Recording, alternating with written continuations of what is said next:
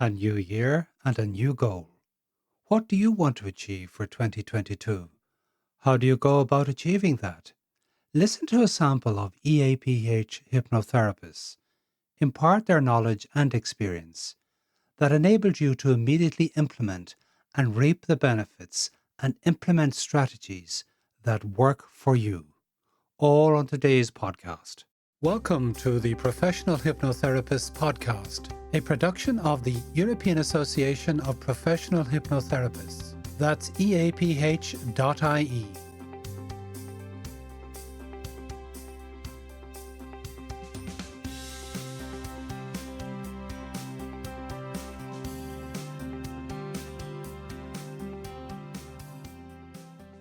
Welcome to this edition of the Professional Hypnotherapists podcast. Today's edition is focusing on a sample of the hypnotherapists members of the EAPH. And so we'll start, let them introduce themselves. We'll start with Helen. Go ahead, Helen, introduce yourself, please. My name is Helen Ryle. I'm the chairperson at the moment of the EAPH. And the tips that I would give, I suppose, would be to think about why you want to do something. So if you're thinking about making any change, whether it's a New Year's resolution or not, think about why you want to do it. What are the positive benefits of it? Mm-hmm. What is the feeling that you want to get? Say, for instance, if you want to lose weight, okay, it's important to, we want to look nicer and feel slimmer and that. Helen, can we come back to that in a moment? Yep. I just want to let everybody introduce themselves, but thank you so much anyway. No bother. We've now got down to Tracy. Tracy, please introduce yourself. Hi, I'm Tracy, or Teresa Bulger when I'm at work. So I'm a clinical hypnotherapist based in Athlone in County Westmeath. And I would work with people on a number of things, but smoke cessation is my area of passion. So I'd be probably talking about that quite a bit today.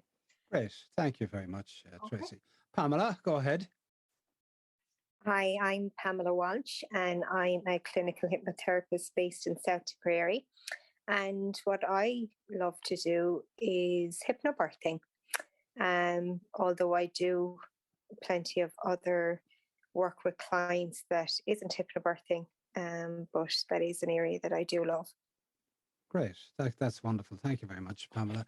And we'll now go to Ian. Go ahead, Ian. Hi, I'm Ian Epstein. I'm Vice Chairperson of the EAHP. I've been a therapist for 22 years, dealing with all therapies, and I just enjoy helping people as much as they want to be helped. Great. Thank you very much for that, Ian. And last but certainly not least is Susan. Go ahead, Susan. Hi, I'm Susan McElligott. I'm based in Cork and I'm a hypnotherapist, psychotherapist, and I love working with children, and I deal a lot with trauma, post-traumatic stress, anything really to do with the mind, any emotional problems. So basically that's it. Great. Thank you so very much, Susan. As this is the last episode of the EAPH before 2022, we thought perhaps it would be beneficial if, as a group of hypnotherapists, we would talk about New Year's goals and resolutions, etc. And so that's the purpose of this podcast. So let's go to, I'll introduce myself. My name is Aidan Noon, and I'm hosting this podcast. And we'll go to Helen for her input tonight, Helen. New Year's resolutions, Helen. Yeah. I think that a lot of people tend to make the same resolutions over and over again. So, the same stone of weight is attempted to be got rid of every year.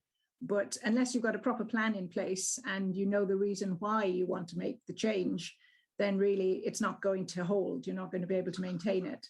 So when I'm working with clients, whether it's for New Year's resolution or any goal, any project really, I try to help them to think of why they want to get to where they want to go. What's the feeling that they want to have when they get there? So it's solution focused, it's positive, it's drawing them towards the result they want to have.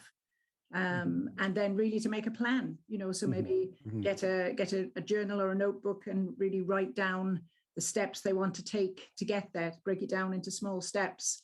And then it's much easier then to do things step by step. So rather than saying, okay, I want to lose 2 stone by next month, you know, realistically, you might intend to be able to lose maybe 2 stone maximum in a week. So, you know, each week, how much am I going to be able to lose and then to maintain it? So really making a plan and thinking why it is I want to get there, what it is about that particular goal that's really drawing me towards it and how I'm going to feel. So that's great. What comes to mind is you may have heard of a guy called an author called Scott Adams. He was the creator of Dilbert. You know that? Oh yeah, the cartoon. Dilbert, yeah. And in a book he has written, he says in the book, How to Fail at Almost Everything and Still Win Big.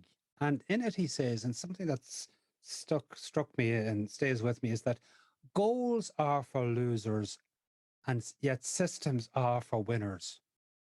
You know, so we'll talk about, maybe I'll develop that later, but anyone like to jump in now and tell us exactly what your take on is on New Year's resolutions? Ian, go ahead. I think people have time over Christmas to start thinking, oh, maybe I'll do this or maybe I'll do that. I think they're better off, as what Helen said there, is to put down on paper what you would like your goals to be, and then take them one at a time. And when you take them one at a time, you have a better way of looking at things, because if you take on too many things at once, it's just not going to happen. So take your time, think what you'd like to do first, and then set out your goal to do it. Yeah. So that's a good way of breaking the goal down into small steps, isn't it? I suppose. Yeah. In that, okay, Susan. Yes, I agree there with the comments from Ian and Helen. And I think it's important to have a system in place, some kind of a structure as well, because goals are the ideal, you know, that nice vision that we have in our mind of the way we want to be. But it's like having a map, I suppose, or if you're going on a journey, you need, you know, to follow the route and the road map. So I think we all need some kind of a road map in our heads, in our minds anyway. Having the vision is one thing. I would like to lose weight, give up smoking, whatever. But I personally think that the how to, you know, or having the structure, and I think very often people have the incorrect programming, incorrect for them, that's not working for them, because this is why they might fail, because they're trying to use that same programming, you know, same kind of thinking over and over and expecting different results. So it's a case of, I suppose, looking at how the structure of your thoughts and structure of a plan for that that goal, you know, that New Year resolution. So yeah, it's almost like going back to basics again, and or installing new software, having a new app on your phone or something to make it easy. And I think that's where we come in as hypnotherapists. That's where we, yes. Sorry, Susan. Go ahead. Yeah, that's where we come in with our skills as hypnotherapists. We all have something to offer, and all of us, as you know, as an association, we've all got our unique skills and our unique approaches. Even though we've all been trained kind of the same kind of path, we have little nuances that we can use, and you know, cater for different kinds of people, different kinds of approaches, if you like. Excellent. So it's probably coming around to what I was saying a moment ago, but the systems, creating the systems there, not only having your goals, but having the systems, the support network there to support the goals. As a hypnobirthing expert, Pamela, what's your take on this? I feel with anything that you want to do, in be it the new year or a resolution or a goal or a plan, I think consistency is key, and being honest with yourself to know that it is going to take time and effort on your part, but it doesn't have to be doing everything at once. It just has to be 1% effort every day. And what I find is a good way to look at it is, if you get to do 5 minutes of exercise. It's better than nothing. Instead of saying, I haven't done this and I haven't done that, well, whatever you have done, focus on what you have done and what you can achieve. And that 1% and that consistency will give you the results over time. And, you know, not to be too hard on yourself either, as everybody would like the magic wand, but being honest with yourself, looking at the plan or what your ideal outcome would be, connecting with the feeling of that. And, you know, as I said, the 1% every day can add up to huge differences over a period of time. Great.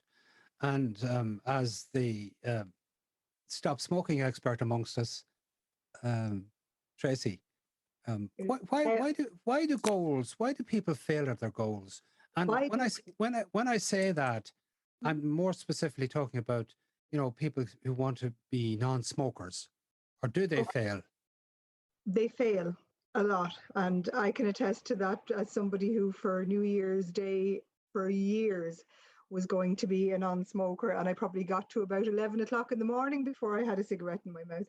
So the UK's Royal Society of Public Health found that 4% of people succeed in stopping smoking as a New Year's resolution without any help, any aid at all, just digging the heels in and trying to not smoke.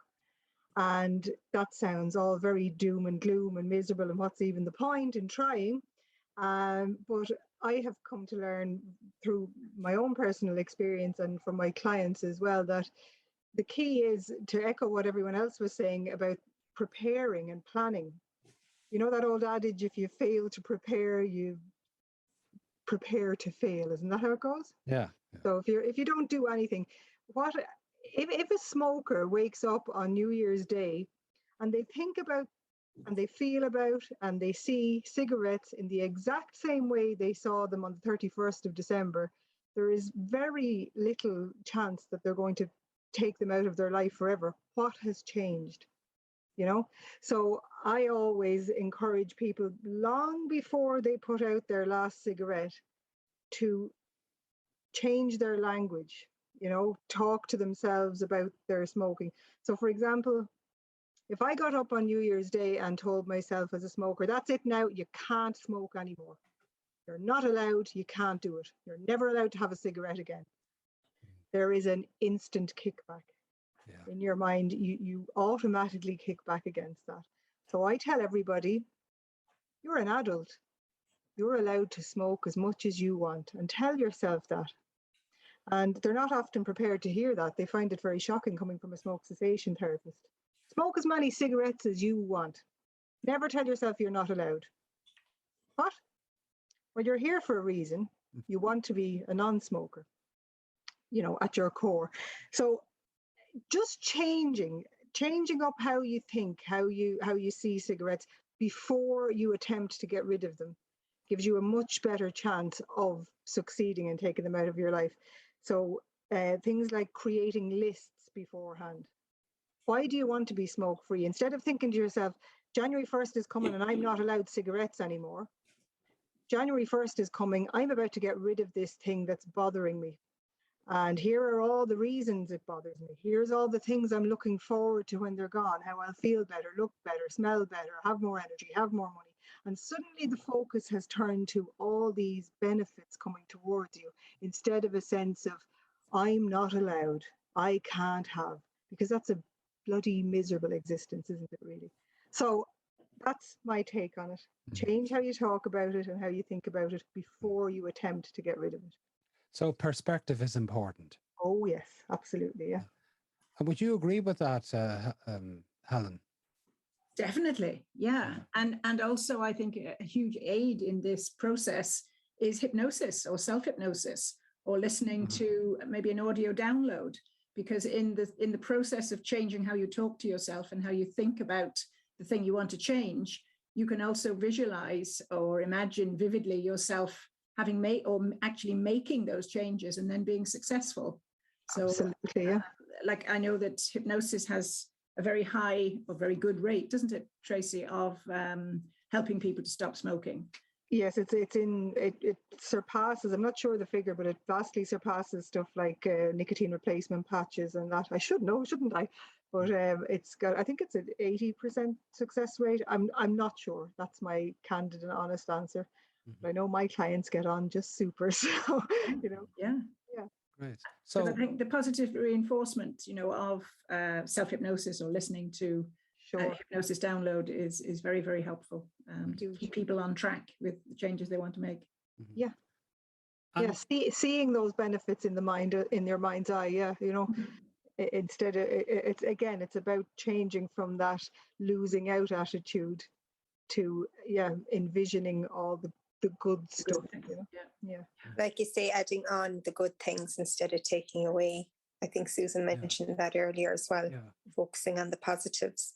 Huge. And even for therapy, some people may have neglected their mental health or not made that a priority, and maybe going and reaching out, having that therapy session, seeing, does it suit you? Is it something that you would find beneficial, or even as a support, in achieving your goal, in wanting to make the changes that you would like to have or to make in 2022 is a positive also.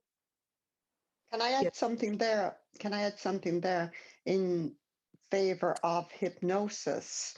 What we all have in common as hypnotherapists is this ability to bypass the critical faculty, or that critical part of the mind, where other therapies would not maybe have that, I suppose, that ability that we have as hypnotherapists to maybe go in with a rapid induction, or to bypass the critical mind, if you like, that says I can't do it. So you don't need to go through loads and loads of therapy to say, oh, I need to believe in myself that I can do this in relation to the New Year resolutions. So this is where we as hypnotherapists, I think, shine, in that ability that we have to kind of, even when the client comes to us, there's that kind of half expectancy that the hypnotherapist is going to propel us forward in some way by some magical powers. Now, we don't have the magical powers. Our job is to show the client that the magic lies within their own minds. It's our job to guide them to accessing that magic within their minds. So there's no big long counseling sessions. It very often, if it's giving up smoking, it can be done in 1 or 2 sessions. It's very rapid type of work that we do, and that's why I think it's very beneficial. So as hypnotherapists, I think we have the edge there, definitely, when it comes to New Year resolutions and the way we work. For sure, yeah. And you're working as a weight loss specialist. What would your what would you contribute to this in terms of the work that you do, and in terms of how people make weight loss goals around this time of the year? Yeah, well, I do a program, the Hypnoband weight loss program, as well as Ian. Ian covers the Dublin area. I do the Cork side, the south. And again, going back to what I said there about bypassing that critical mind, you don't need the critical mind. It bypasses it and puts a lot of suggestions. You can do this, you can eat less portions. So it takes an awful lot of the analytical part out of it. You don't have to think too much about it. You just do it. It's just like a direct suggestion. Some other types of weight in relation to weight loss there, Aidan, it would be, some people want to know the why. Why am I being triggered, for instance, to eat chocolate? Maybe in my childhood we didn't get it. We didn't have enough money. So now I'm just addicted to it because I can have it. So it's about changing the mindset again to saying what Tracy was saying earlier. Yes, I can have it, but I choose not to. Indeed. And in your experience in Epstein, what's your contribution to regarding the weight loss at this time of the year? Well, I think just it's not only this time of the year, I think it's any time of the year, to be Yeah. honest, because weight loss is something that has become more apparent, especially with ourselves having gone through the COVID and going through COVID, where people are working from home now and they're sitting there and they're eating more, drinking more, and they're putting on more weight.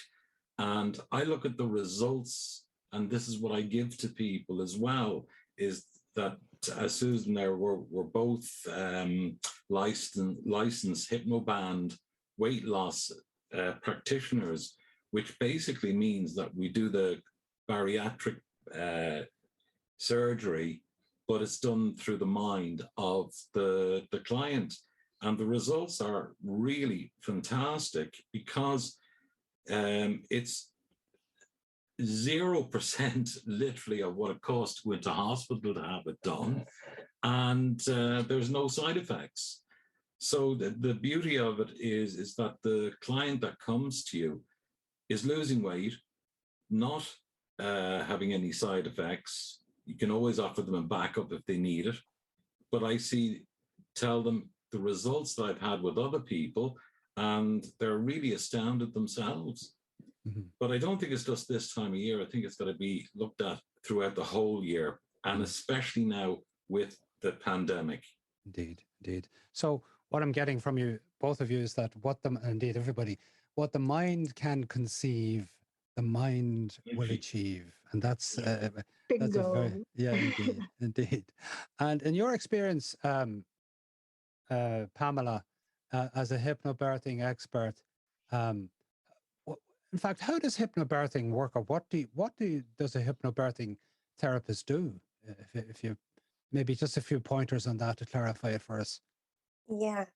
What a hypno birthing, I suppose, I offer a 12-hour program, and within that, I would explain to the client how words are my toolbox and how important that they are in regards to somebody who is in labour, and also teaching them to, I suppose, be aware of any negative influence around them, because that can drag them down also, and to protect their mental state. Because people love giving advice, but oftentimes what they do to pregnant women is they offload their own experience, and it would have nothing to do with that person. And that leads then sometimes to pregnant women coming away petrified of what they may encounter or experience in a labour ward. So I teach them about their body, how their body would open up in labour. And I would explain to them about the fear, tension, pain cycle that Grant Dick Reid, an English obstetrician, discovered back many, many years ago. And that is when your body feels fear, it then creates tension, which amplifies your pain. And when you can keep the oxytocin up, that wonderful love hormone, up, and your breathing techniques, it can facilitate your body to respond in a way that is much more counterproductive to your labour. But if you have fear, tension, and pain, well, then the body tenses up. It delays the process of labour. It can be quite distressing, and you increase your adrenaline. So that will be a lot of what I would explain to the clients, as well as many, many more. Teaching them to self-hypnosis, teaching them how that they can relax their mind and body, their breathing, their up breathing, their down breathing. So it covers quite a lot, helping them to understand the cocktail of hormones that can facilitate their labour also. But the biggest thing is, your mindset in any of these situations as well, and for any goals in the future or your resolutions, is having the correct mindset, because your body's just a hunk of meat, and if your mind isn't on the same wavelength, well, then it won't, kind of do what you're expecting it. But if you can see yourself, practicing and building up that strength in your body every day, and practicing hypnobirthing is no different, because as I say, it's like the muscle of your arm. The more you do it, the better it gets. And that's the same with everything. And Susan is right. Our therapy is quite rapid, and a lot of patients can see the results come quite quickly in what they want to achieve. Mm-hmm. And Excellent. it is a great skill set to have too, because you can have it for the rest of your life. So when you come and you learn these skills and have the support, they're yours forevermore. Mm-hmm. That's excellent, because that's really sums up what we do as hypnotherapists. We educate the client in many, many ways. And I suppose principally we educate them in terms of the mechanisms of the mind and how to train your mind and how to access that trance state. And trance state, I suppose, is important. Would you agree, Helen? Yes, of course. In the trance state, we can imagine ourselves vividly making these changes. And if we sort of run a mental movie in our minds, when we're in that relaxed but focused sort of daydream-like state of a trance, we can really experience it on a true sort of mind-body level. So in our minds, we may be seeing it, but if we imagine ourselves, for instance, if we want to do exercise, improve our exercise, we can see ourselves and feel our bodies running, feel this feeling of freedom, feel the enjoyment, we'll say, and maybe smell the flowers, listen to the leaves. We can really make a complete experience out of it. And that really taps into the mind-body connection. And that is easily achievable if we can allow ourselves to go into that comfortable trance state. Mm-hmm. So yeah, it's very, very helpful for any type of goal or project or resolution that we might want to, any positive change really that we want to make. Excellent. And what type of creative work do you do, Tracy, in terms of visualization with your clients to get them to be that permanent non-smoker? Well, wow, I do a huge amount of things, and it will be very personalized to the client as well, because I always say I can't lead you towards something somebody else wants. So I will have, prior to their session, talk to them about what it is that they are excited about, what are they looking forward to, and that can look different for every person. There's quite a lot of common themes, but you'll get little variations. So I'll make sure that I'm talking to them about something that, moves them and makes them feel excited. And just with regard to what Susan was saying, and it was echoed with the other people there as well, that kind of fast tracking that can be possible with hypnotherapy is just, it's gorgeous. It took me years and years to piece it all together and get to a day where I finally stopped smoking and felt good about it. Whereas in the clinic, I find it's like, do you ever hear, on rare occasion, you'll meet somebody who says, oh, something just clicked and I threw away my cigarettes. And those people are few and far between. Most people will say, oh, I'm off them 3 years, but it's still really hard. But the odd person will say, oh, something just clicked. And I always think in the clinic, it's like you get to facilitate that click. You get to fast track it. You can lead a client towards it, only if they want to go there. But, it's really, it's exciting stuff. So the things I would have the clients see for themselves, I would make sure it was something that really meant something to them. Mm-hmm. And like you said earlier, what the mind can perceive, mind can achieve. There you go now. So that's my approach with it. Okay, great. And to what extent would you agree with that, Susan, or indeed anybody there in terms of... Go ahead.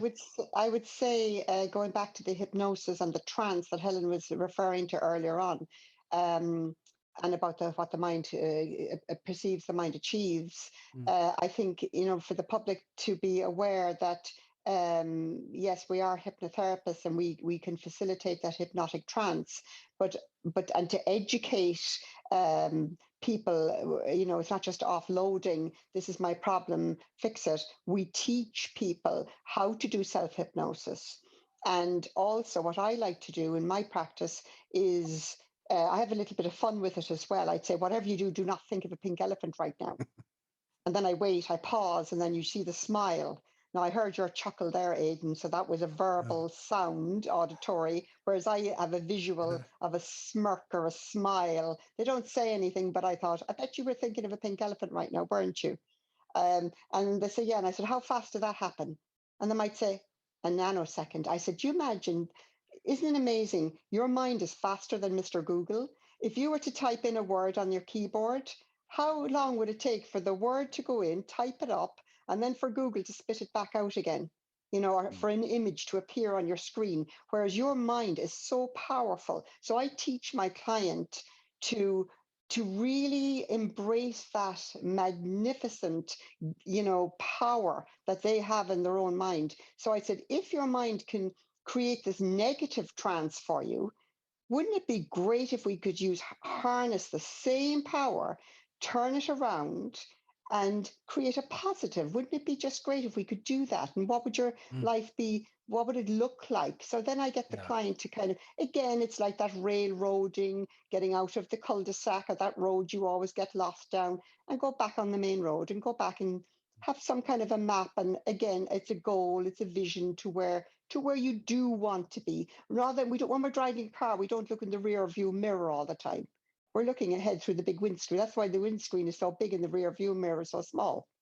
Good one. So that's excellent. So as we begin to wind up now, this podcast, let's get a few pointers from each person. Ian, what would you say in terms of advice that you might give to somebody who is formulating goals or setting out on making New Year's resolutions?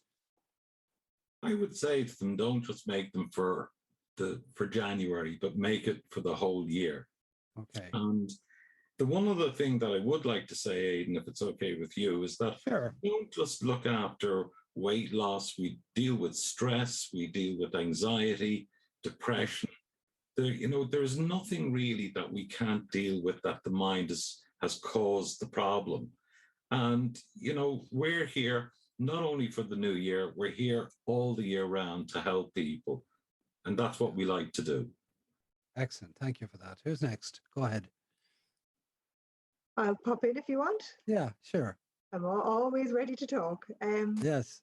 So in keeping with the festive season, I would advise anybody about to make a change for the new year, make a list, check it twice. Boom, boom. But in all seriousness, lists are great. Write down what you want to achieve and have it in front of you. Here are all the wonderful reasons I want to lose weight, stop smoking, change how I do X, Y, or Z. And it's there in front of you, and it's a starting point. And it's also a bit of inspiration. Should you hit a rock in the road or you have a bit of a stumble, pull out your list. I've got all these reasons to stay with what I'm doing, So I like lists, and I recommend one if you're about to make a change. Lovely. That's one. So make a list. Okay. And yourself, Pamela? Track your progress. Yeah. A lot of times that if we have a bad day, sometimes people feel like, throwing the baby out with the bathwater. But if you track your progress and you see how far you've come, and then you check your list twice of your pros, that can all add to your confidence of how far you can come and how far you will go. Great, thank you. And Helen? Yeah, I'm carrying on from what Tracy and Pamela have been saying. Absolutely, make the list, have the plan. And, oftentimes we make 4 steps forward and perhaps 1 step back. So when you make a step back, when you have a little sidetrack and things don't go quite as planned, instead of, as you say, just throwing it out with the baby with the bathwater, just write down what happened, how you were feeling, what could you do differently, so that if you have it written down, what you could have done differently, maybe you needed to say something to yourself, maybe you needed to read a little affirmation somewhere, whatever it may be, that could have got you out of that situation without making that slip. If you've written it down, then it's there for you next time you happen to be in the same situation. because it can be very easy to be re-triggered into old habits because we've done them so often. So, to not expect everything to be a wonderful linear path to success, because most of the time it isn't. But if we just take one step back, and take it as a very small sidestep, not as a complete failure, then we can just get back on the horse and go again, and keep going until we really do achieve lasting success. So it's like looking for that's something that makes the difference. That is the difference, I suppose, perhaps. Yeah. Exactly. And Exactly. finally, to yourself, Susan, what would you like to contribute to little small pointers as we finish this podcast? I think everybody has really, if it was like a jigsaw puzzle and putting it all the pieces together and tying up all the strands, all the loose ends, everybody has contributed a little nugget, I think, for people to take away. And it is like joining the dots. It is those little baby steps. It is keeping that positive focus, I suppose, doing the list and checking it twice, as Tracy said. And it's putting everything together. I think it's not just one thing, and it's not like one shoe fits one size fits all. It's about, what works for one may not work for another, because we're all so unique. And we do, as hypnotherapists, we offer a unique approach. That's where we shine. We meet people where they're at, and whatever is, their world of seeing things, we try to match them. We try to guide them with suggestion, with hypnotic suggestions. So that's my take anyway on it. Great. And what about you, Aidan? Before we finish, as a therapist yourself, have you anything to add? No, well, again, I concur completely with everything that everybody has said here today. I think it's important indeed to make a list. Yeah, and to have that support structure around a goal. If you're setting a goal, not just to make the goal, okay, write it down, but who is there to help me? Who do I need to tell? Who can I be accountable to? Have an accountability partner, as they say. Have that somebody there. Yeah, to say, well, did you meet your goal today, or did next week, or when you arrive at next week, have you done that? So you're able to be accountable to somebody, so they'll hold you to task, as it were. My thanks go to Helen Ryle, chairperson of the European Association of Professional Hypnotherapists, Ian Epstein, vice chairperson of EAPH, Pamela Walsh, Susan McGilligot, and Tracy Bolger. And above all, thank you for listening.